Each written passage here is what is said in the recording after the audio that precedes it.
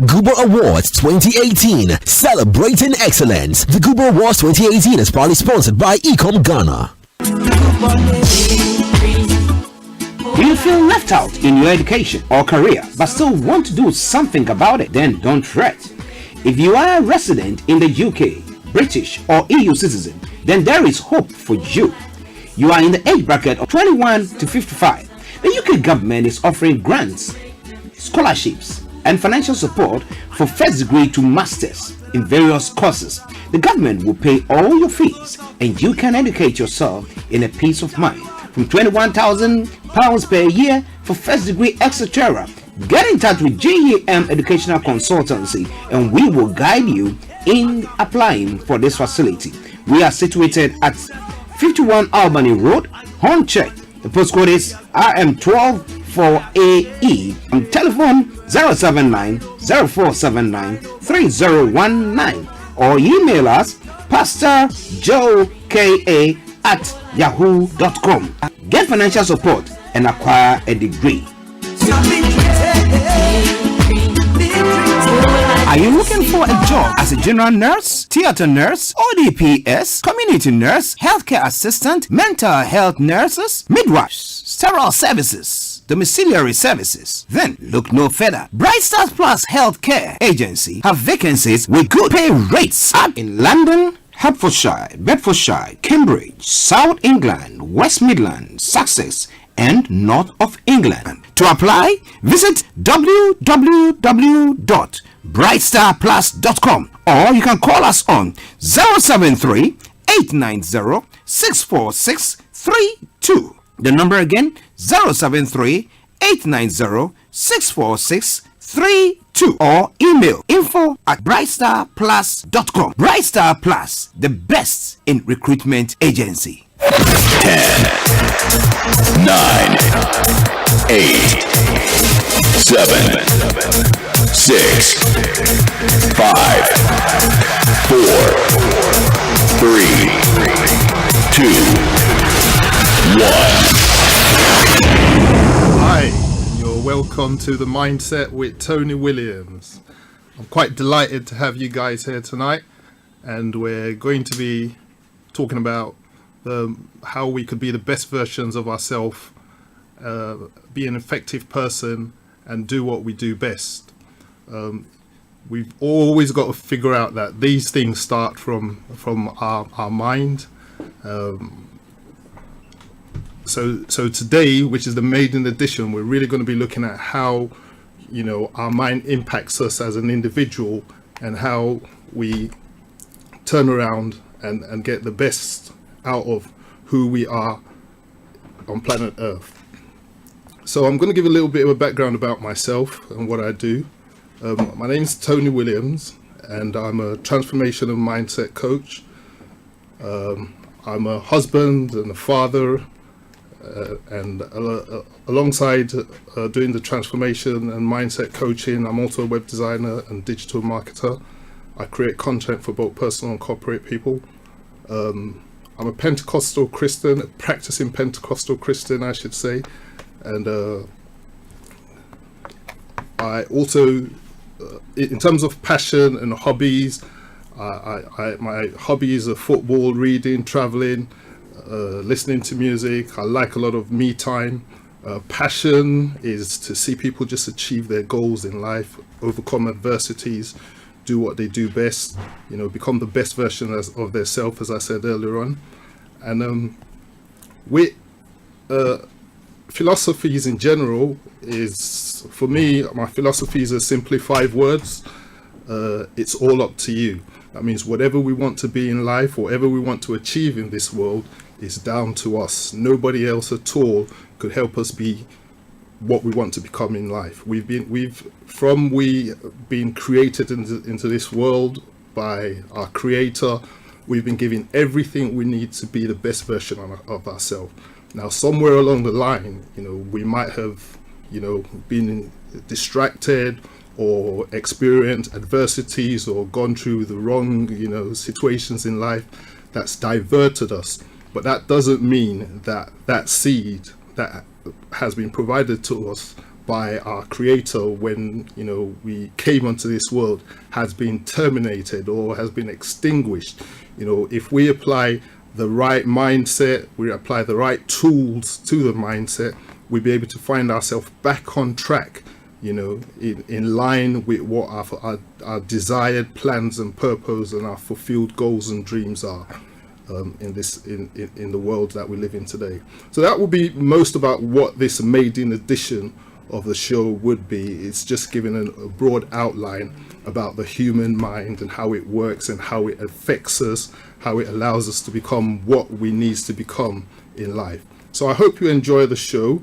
So first things first, what is the mind? You know, what is the mind? Or the mind, as we say, or should I say, what is the brain?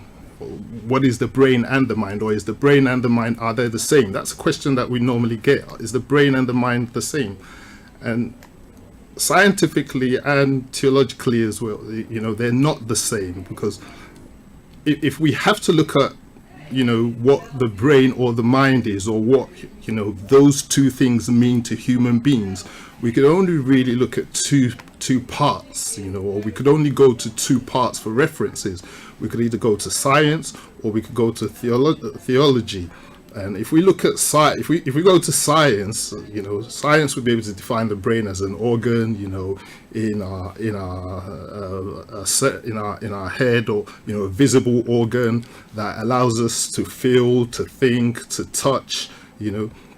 But when we look at, and all sorts of other bits, but when we look at the mind, if we have to define the mind, then we'll have to place a limit on it to really get an accurate definition of it.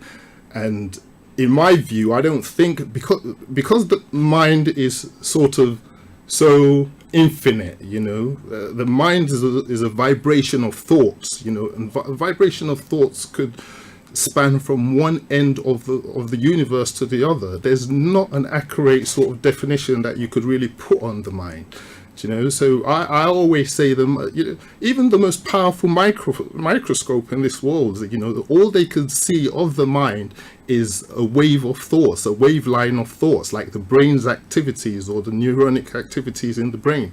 They don't actually see, you know, the physical thoughts. You know, if a person is deceased, or if a person dies on planet, you know, and he cease to exist in this world, every thought that he has with him dies with him, you know. But, you know, if someone's alive still at a certain point in time, you know, they'd be able to see that brain activity. They'd be able to, you know, he still might have that impulse through his brain, that he might be able to move his eyes, or he might be able to move his fingers, or, you know, his open ports, his sensory organs will be able to send some form of stimuli or sensation to the brain, which the brain reenacts and sends back and makes us perform some certain actions.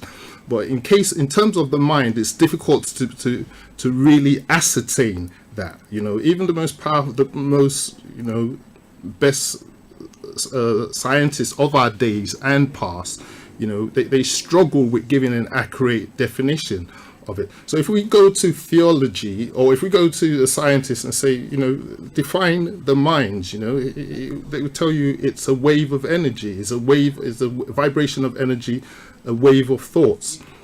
They could look at it and say, well, it's energy, as I said, it's neither, you know, created nor destroyed, you know, it's got the ability to be present everywhere at any given time, you know,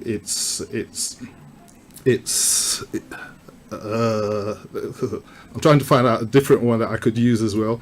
But in the meantime, when you look at if you go to a theologian and ask him the same thing, what is, you know, the mind, or what is energy, or what do you call this sort of energy that, you know, is a line of thought in the human consciousness, they will say to you, this sort of energy, as we look at it, it's the energy that operates within us, that comes from an outer source, or an outer sort of infinite universe into us, and that energy is 100% present in us at every single time, unless we're dead. That energy could neither be created or destroyed. That energy is at every time always present in us. So really, if we look at it in a different way, the energy from the description from a scientist and the description from a theologian is literally the same. One is studying the energy around us, which is what science is, because science is really organized knowledge. They can't study what they don't know. Theology, which is where all spiritual, scriptures and inspiration and beliefs flows from. It studies that energy, that same energy that comes from an infinite universe. It studies it as it flows within us, not as it acts around us, but how we could align ourselves with it and use that to appropriate ourselves to be, the best version of ourselves, as I love to say.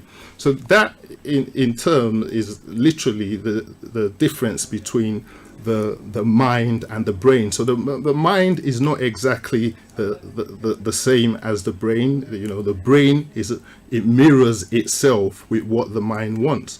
The mind itself is divided into two separate parts. It's divided into the conscious part and the subconscious part. And see, the conscious part is what we're aware of. That's all that we've learned, all that we know, all that we've grown up to be. I love to say our ego is our conscious part. It's our safety. That's what the brain does. It keeps us in a safe place. So when you set goals, or when you set things or visions, or when you picture things that are just too big for you to achieve at certain times, sometimes because the brain is not used to that kind of activity, and the brain is just designed to make us safe, it locks us out of that. It literally locks us out, and we become sort of paralyzed with fear, or we don't believe that we're capable of achieving these major goals that we set for ourselves, or we just get captivated, or we freeze at certain points. We just are not able to move forward. But you see, when we picture things with the mind, and when we become emotionalized with the line of thoughts, and when we begin to act on those lines of thoughts, and we begin to repeat those lines of thoughts into we impress it on our mind, it automatically, it picks on its own sort of life, and then it transmutes itself into our brain, and then our brain automatically has to do it. That's how our conscious part of the brain works. The subconscious part is the other part where it's just it's infinite. It aligns itself with, it allows us, I should say, to think as far and wide as we possibly could imagine. Our imagination has no bound. It allows us to picture our dreams, to decide to fulfill goals that we set for ourselves, and we move as we move forward to try and achieve these goals for ourselves. But the way to do it is to make sure that at every time, instead of just picturing our goals in the subconscious mind, it's something that we constantly have to, when we picture, we act upon it. When we picture, we work upon it.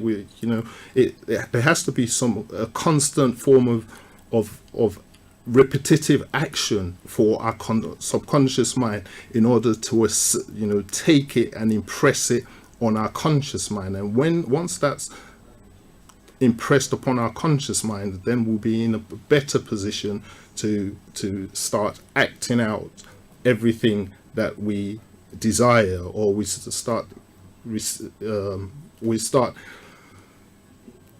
getting results, the desired results for those things that we picture on our mind. So if there are a few differences between what the brain and the mind does, and hopefully I might be able to touch on that. I'm just trying to squeeze so much into a short space of time. just for time's sake. Each of these topics, to be honest, they're really topics on themselves. They're not things that you could all expand in or all sort of talk about in just a sort of 45 or half an hour show or program. But if I could touch on each one of it, then I could sort of put some flesh on the skeleton, so that for further editions as we go along, you'll be able to have an understanding of what tool of the mind to use appropriately to get the desired results that you want for yourself. So one of the major things is to know, first of all, is not to mix not to think, your mind is your brain, because as individuals, we're tripartite. That's where three parts. We're spirit, physical. Yes, a tripartite. That's spirit, man, and physical. And if we don't, we need to connect ourselves generally with the three parts to fulfill, our desired purpose in life. When we come into this world as a child, we're during the time that we're in our mother's womb, if I put it that way, during the time that we're in our mother's womb, we're sustained only by our all the nutrients that we get from our mother. During the 9 months of pregnancy, we grow our eyes, we grow our ears, we grow our legs, we grow our sensory organs. We don't have to worry about nothing. We don't have to worry about anything at all, and then our mother gives birth to us into the world. As she gives birth to us into the world, even at that time, we're still dependent on our mother. We think to our, we look to her for food, for milk, to clean us, to bath us, to everything.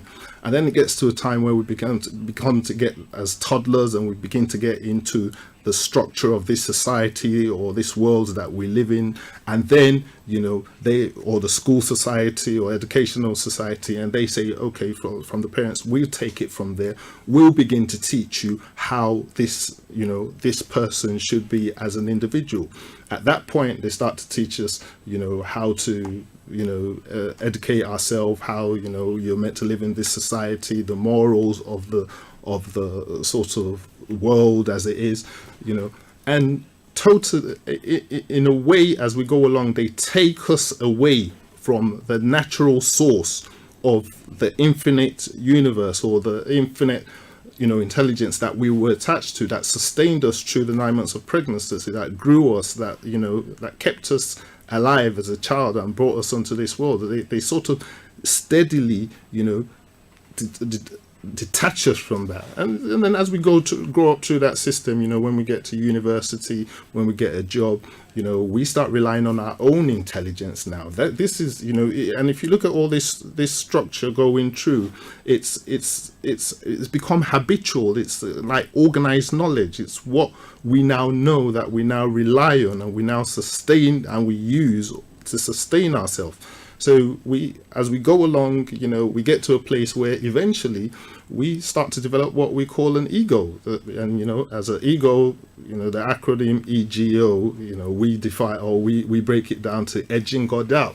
Like, okay, God, you who was my source over the 9 months of pregnancy, you who was my source, when I was young, when I was in my mother's womb, and, I had, all the nutrients that become, this little baby that, had all the availability, or all the what can I call it, all the ability to do whatever you wanted me to become. Now I could do it myself. I don't need you no more. So our ego takes control, and that ego is what is our intelligence. That ego is what is our safety. That ego is what we begin to rely on to take us through anything. If we have a credit card that that's got a big money on it, or big balance on it, or big limit on it, it becomes our ego.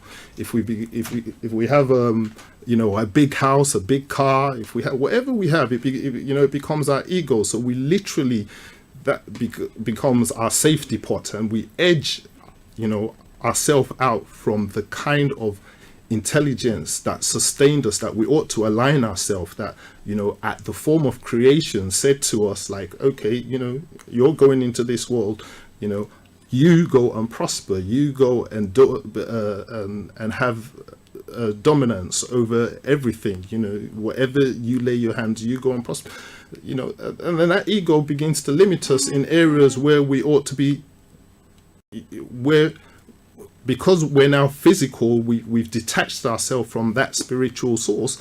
That ego begins to limit us, because we could only do things, this is what the brain is, we could only do things to the limit of what our brain allows us. That's why some of us get dumbfounded. That's why we just freeze, or that's why we have temporary loss, or you know, of you know, ability to do things, because our brain just freezes. You know, and this is what we do in coaching. You know, you get to a stage where someone who has the best ability, who's, you know, an A student in class, who's a great entrepreneur, he just gets to a stage where his brain just freezes. And, you know, you really need someone to look into it, you know, to break him down, to use different models, you know, like the growth model, for instance, to see where you are, you know, see what your goals are, see what the reality of the situation, what your options are, and why they're all like this, or, you know, what's the way forward. So we find ourselves just going through most of these situations, and which the ego is the major cost. But on the other hand, where the mind, you know, when we align it to the energy which it really is, the vibration of thoughts which it really is, vibration of thoughts doesn't just go into the universe and has nowhere to go. You know, there's actually some organized intelligence that it's aligned to. And, you know, if you go back to what I said at the beginning, you know, with science and theology, you know, science is what they could understand. Theology is what works within us, with the link to the creator or the universe that we came from. So in other words, when you align yourself with that, you know, you have the ability to just be, I could use the word spectacular in everything that you do. You know, there's not going to be something that you think you don't have the power to achieve, because you know you're connected to a source that, you know, is all powerful, is 100% present everywhere, is neither, you know, created nor destroyed. It could, you know, it's the course of all form of creation. And when you align yourself with this, and I don't want it to sound spiritual, you know, as in religious, but you have to connect yourself to something. You know, as a parent, my children would connect themselves to me. They look up to me. I become their source for a period of time. You know, as a husband, my wife would look up to me, and I become, you know, a source, or, you know, I should be a source as a man in the house for a period of time, or not for a period of time for the wife, for the length of the marriage, for the children for a period of time until they're able to do their own thing. And that's how it should be. So that, technically speaking, when you look at the mindset and the energy that it comes with, that it connects itself. If you know, for you to be the best version of yourself, you need to align it to something. You can't just align it to nothing. And if you keep it to the limitation of your physical brain, then you find yourself limited in certain areas. So I'm going to try and talk about ways in which we can align ourselves with, you know, this sort of energy. The energy of the universe, because there's a reason why our brains, our mind, you know, it's in our head.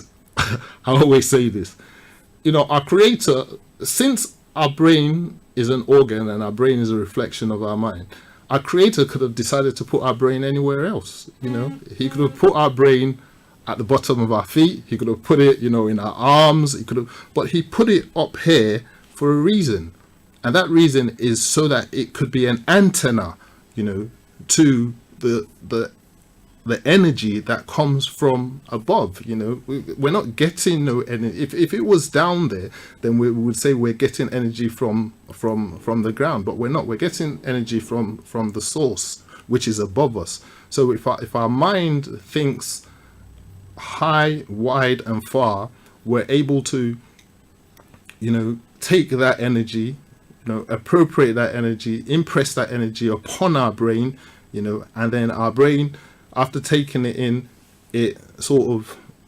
disperses it to whatever part of the body we want it, to reenact that energy upon, or whatever action or whatever work we want to reenact that upon. And then we're able to fulfill our plans and purpose. One of the major reasons why people don't achieve their goals, or they fail, or they're in it's because they get to a stage where they think they could do it all by themselves, or they get to a stage where they think, as an individual, unless they could physically see what they need to do, or to bring about a solution, or they physically measure it, or they could physically discern it, what they need to bring about a solution to their current situation or circumstances, then there's no way. But really, sometimes it's not like that. Sometimes you might not physically see it. Sometimes all it is, it's just a thought in the mind. I mean, I'm sitting in this beautiful studio, and this was a thought in someone's mind before it became physical. At one stage, this was a thought, a picture in someone's mind. The microphone, the camera. At one stage, it was a thought in someone's mind, and unless you begin, and so they didn't just think of it and say, okay, yep, it's going to happen, and then it started to manifest. It was something where over a period of time, maybe they got the mixer, and then the keyboard, and then the computer, and then the mic, and bit by bit, but it was continuous repetitive action, and then it started to take shape. Because if they had just thought of it, and if you look at it at the time it started, it was a thought. It was someone's imagination, or two people's imagination. Everything we see, everything you see in this universe, it was a thought, and they would have, gone through a certain amount of failure, or certain amount, I shouldn't say failure, setbacks, in the process of trying to get there. It was never sort of que sera, sera, bracadabra, and things just happen like that. It doesn't happen like that for some it does, but for the majority of us, it doesn't.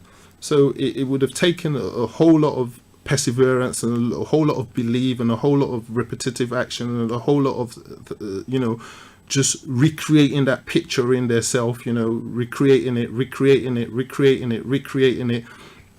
And there's a reason why people say practice makes perfect. Unless you practice, the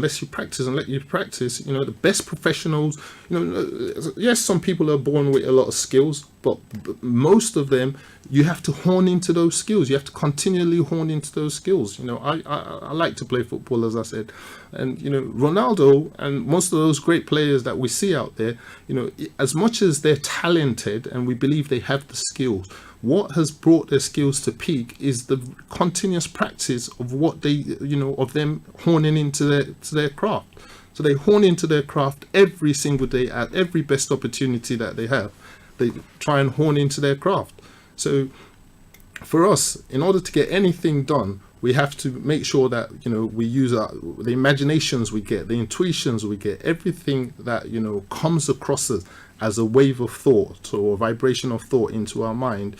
If it's something we want to act upon, we have to make sure that we continue to hone on it, because the funniest thing is that those thoughts, they just come and they just go. They don't.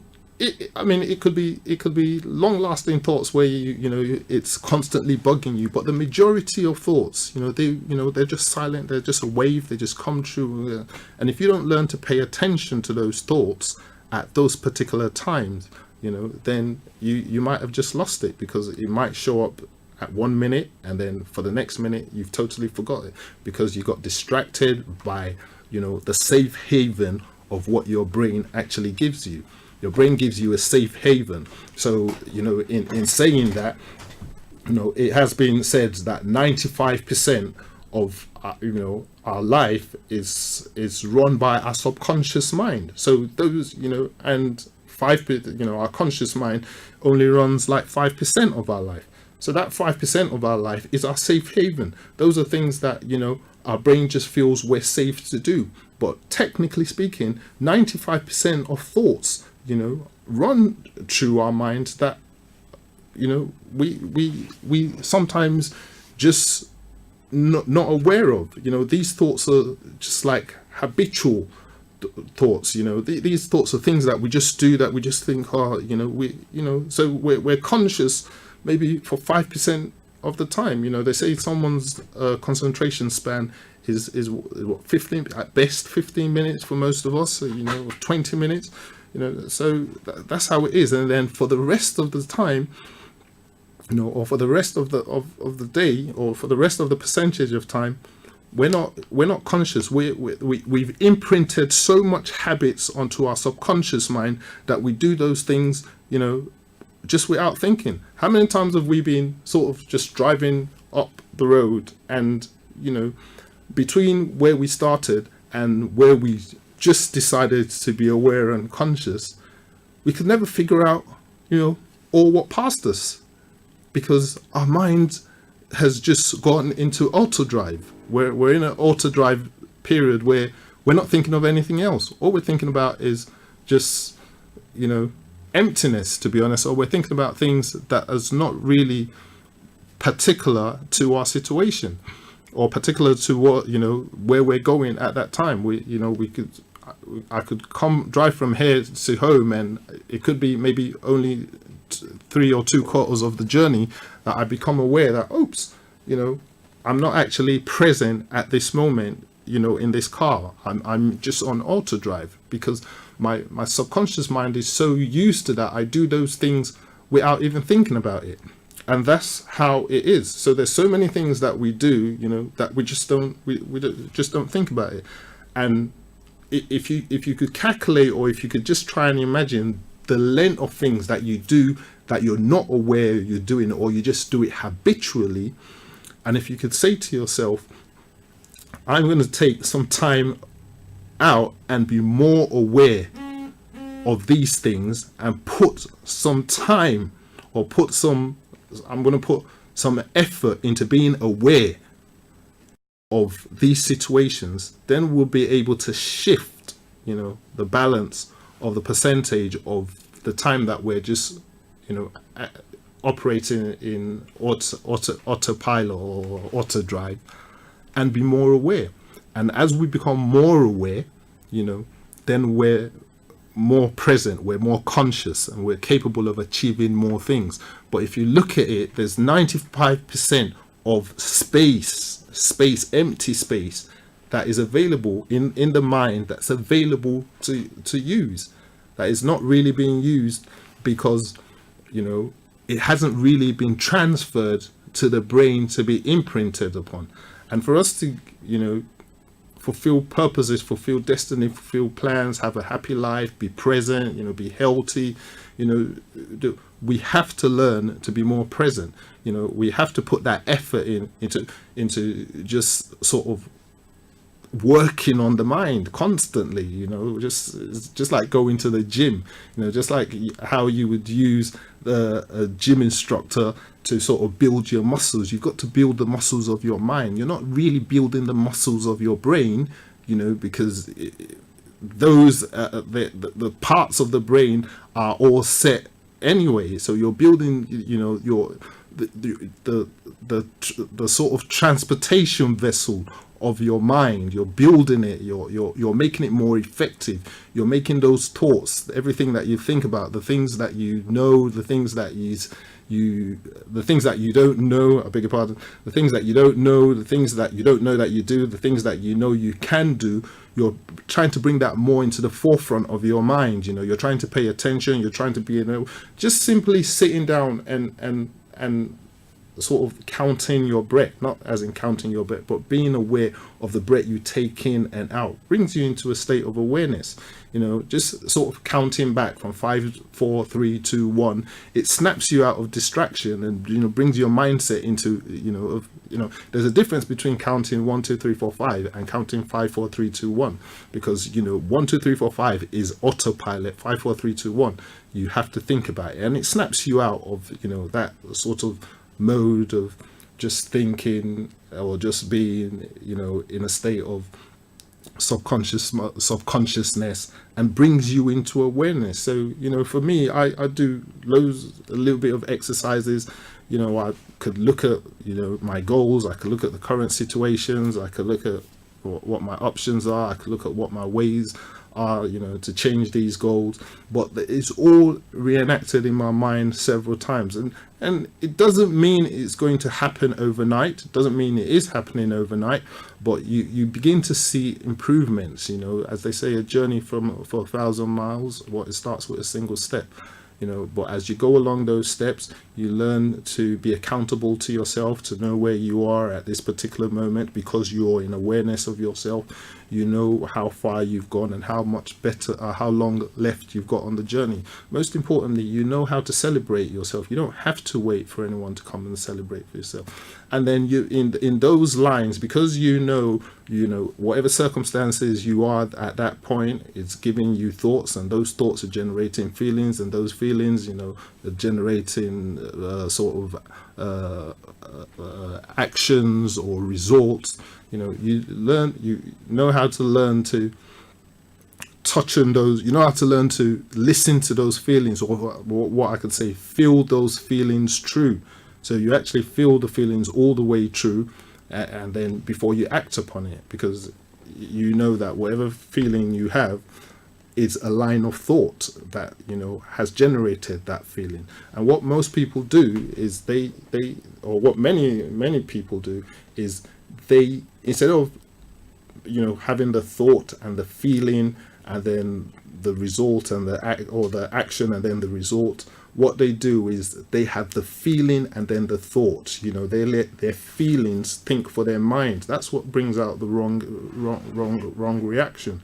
But if we learn the process of just stepping back and letting the feeling, letting the thought, let it generate the feeling, and looking at the circumstances, looking at the feeling, feel the feeling all the way through, and then let that turn around and bring your action. Or by the time you come through all those processes, even though everything happens in such split seconds or milliseconds, you realize that you've taken you've probably been in a position to take a deep breath and look at yourself and make a more rational decision upon those things.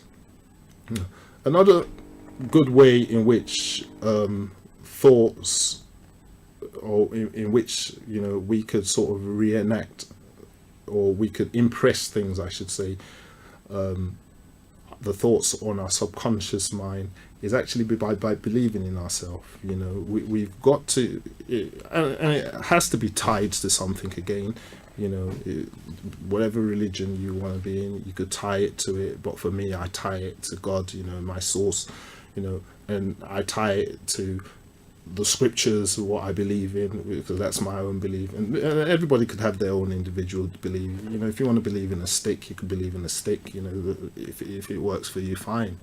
But for me, I tie it to God, because God, as I know, is, as theology says, because we base everything on science and theology. Could either be one or the other. As I base mine on theology, God's the creator of the universe. So I tie my thoughts to that creator of the universe, and I believe that he's capable of doing everything and anything that I want him to do if I follow the right procedure. And it's important when we say follow the right procedure, because I always say this, that any manufacturer or any creator of any product in this world, I mean, I've been lifting up this iPhone, unconsciously, the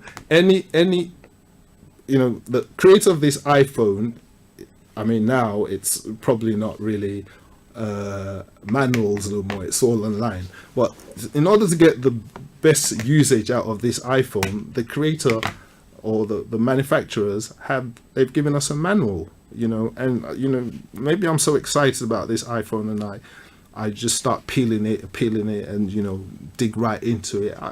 At one stage or another, I find myself, I get stuck. And when I get stuck, the only place I could go back to, really, if I want to, use this phone to its best potential, is to go back to the manufacturer's listing. Wherever he listed, or how all the apps work, how all the functionalities work, how everything really works. If I go back there and I sit down with it, not a day, not just to find one thing, but I sit down with it over a period of time, you would agree with me that I would get the best sort of usage of this iPhone, and that's just how it is. For us as creators, we've been given manuals, in terms of the scriptures, where if you follow, because remember, there's rules. Even science has its own rules for you, so, and I'll come to that in a minute. But for us, we've been given that scripture, or whatever religion you're in. I don't know, I could only talk for myself. You've been given that scripture, and it says, look, follow these rules, follow it, align with it and everything, and you would do well in everything that you undertake. So for me, if I, remember, this is not a physical thing that I see. This is a belief within my mind. It's sort of fate that, okay, I believe, and when I begin to believe, it's a thought, a vibration, a line of thought in my mind. It aligns itself with the energy around me. The energy becomes the energy of believing. Whatever I sort of put into that bubble of energy, they all become one. As I said, science, they do the same. They've got their own laws. If you go to school, if you do this, if you do that, if you don't go to school, if you could become this, you could become, but they've got their own rules. Yes, sometimes, things might turn around and, just be favorable to people who break the rules or fall out of the rules or anything. But most of the time we realize those are not sustainable things. Most of the time we realize that, no matter how high you go in that era without following the rules, you sometimes, find yourself come crashing down, or you find yourself at the end of it just becoming empty. So it's important to be able to have faith in whatever you're believing in, especially for the mindset. And I'm not talking about the brain, I'm talking about the mind and the mindset. It's important to be able to have a sort of belief where you tie your thoughts to on a regular basis. So when you tie your thoughts to these sort of beliefs on a regular basis, you realize over a period of time you have some energy in you that's positive, that is always constantly believing that you're capable of doing anything. Several people would have heard it, as a man speaks, or as a man thinks in his heart, so is he. Or whatever the mind could conceive, the mind could achieve. The funniest thing is, they not say whatever the brain could conceive, the brain could, because the brain in itself is limited. They've said whatever the mind could conceive, the mind could achieve. So you should always be able to distinguish between the brain and the mind, and the activities that go on between them, and the possibilities of what they're capable of enabling you to do at most specific times. Another thing also that we have to sort of be able to do at all times in order to make these vibrations of thoughts in our mind a little bit more active and positive is, I use a lot of affirmations. Affirmations, again, it's something that you're constantly doing. So you're believing for something and you're constantly affirming it. So even if you're in a state of consciousness where your mind, your brain is telling you otherwise, you're using that affirmation to counter it, to say, no, even though my brain is saying this thing is not looking like it's possible, you're saying to yourself, look, I know this is possible for me through, whatever the source that you say strengthens you, but I say through the God that strengthens me, and then, a series of affirmations like that, constantly repeating it, constantly, every time, because, your brain is a safeguard, is a safe haven. It only allows you to do those things that just keep you safe. So, if you have a dream that's bigger than what your brain thinks you could achieve, your brain would lock off. It wouldn't allow you to think, that thought process of. So you've got to constantly, be saying those things, uttering those things out of your mouth to enable you come to, your mind come to a place where it starts to, give your brain that intuition, that your mind is literally like knocking on the door of your brain saying, look, you've got to accept what this guy is saying, because, he said it so much. Now everything has started to work in order for this thing to happen. And then you realize you're trying to, get a job or do this or do that, and you just realize that all sorts of favor, all sorts of doors just starts to, fling open for you. Some of them might be to your own doing and to your own qualifications, but majority of the time you just realize that people call it luck, but, I call it favor, And another part that you have to do also is to always write things down. Is also like saying things, but you always have to write things down as well. How does it? The Bible says, write the vision down, make it clear, even though it tarries, it would not. It would surely come to pass. And it's not just hearsay. It has to be done. Because, so many times we think of things, or so many times, again, the brain will lock off, or we think of things and then we'll just forget it. I could be prepping for a program, and if I don't write it down, then I've just forgotten it. But when you write it down, it's always at the forefront of your mind, at least clear. It says write it down, make it plain. That means it's readable, it's clear, it's understandable. Write it as best as you can. Don't just, scribble it, anyhow and roughly, pay attention to what you're writing. Write it in a way that when you want to see it again, that it would always strike a chord with the purpose and plan in which you have written it for. And when you do these, and when you write these things down in these manners, you realize that over a period of time, you begin to develop some belief, you begin to develop some confidence, you begin to see way forwards. You could strike things off when you've achieved them. These plans, as they're written down, they could always be changed, they could always be altered. They don't have to be sort of fixed, or you think, because you could either alter it and put new things there, and it's all those stepping stones to sort of training our mind, so that it begins to impress things on our brains, and our brain begins to impress it on our feelings, and on our feelings, and our feelings begin to make those things, we begin to make those feelings actionable actions. If we don't make them actionable actions, then they're just passing thoughts, or through our brains, and they become useless. But in terms of you trying to turn this thing into something positive, or something purposeful, or a goal that you want to achieve, a desire that you wish for yourself, a relationship that you want healed, these are areas of the mind that you have to work on, or these are tools that you have to use to work with the mind. You cannot just think. I always say, look, our mind is not for decoration. We shouldn't switch it on only on Christmas Day. It's been given to us for a purpose. It's been given for us to be like our main sort of hub for being the best version of who we can. If we don't use it, then as best as we could, it's totally up to us. I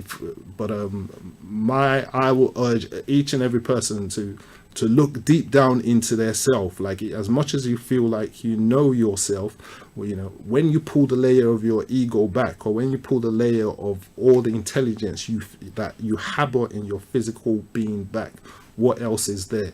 Can you think further away from where you are now? Can you picture a goal or for 5 years or 10 years and see it, like literally see, feel, and watch it come to pass. Because until you're able to do those things, until you're able to set yourself in that kind of manner, or in that kind of pattern, or that kind of line, or journey, I should say, then it'd be difficult to achieve those goals.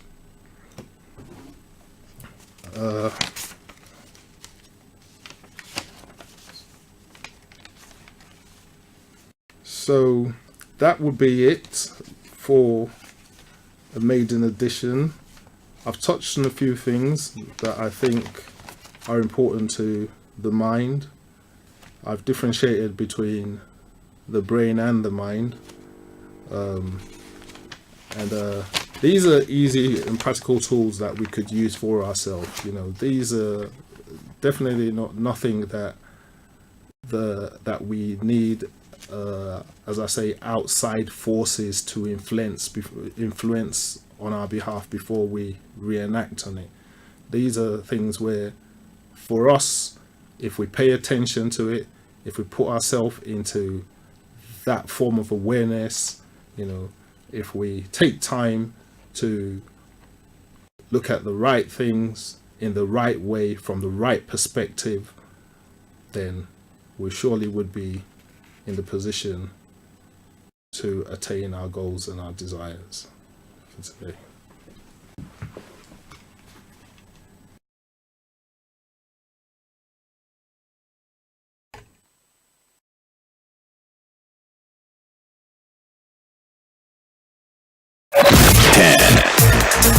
Nine, 8, 7, 6, 5, 4, 3, 2, 1.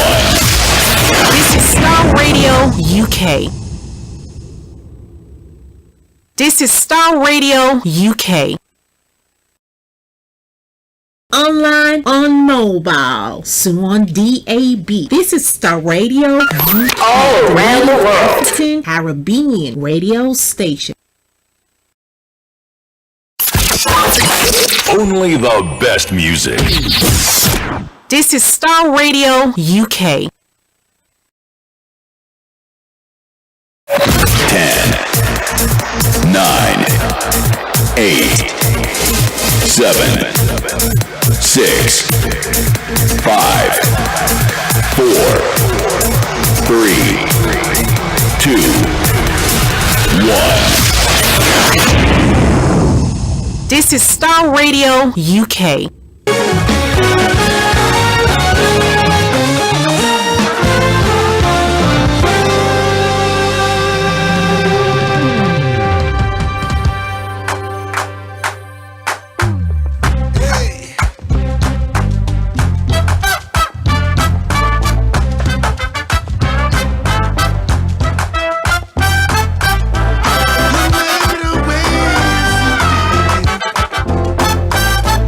Good